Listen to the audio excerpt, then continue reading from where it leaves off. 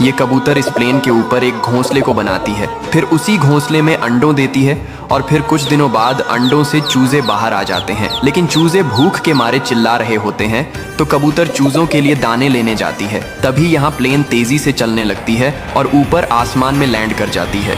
बेचारे चूजे डर के मारे चिल्ला रहे होते हैं। अचानक से एक बाज चूजों के ऊपर हमला कर देता है और सभी चूजे नीचे गिर जाते हैं और मर जाते हैं। कबूतर ये सब देखकर रोने लगता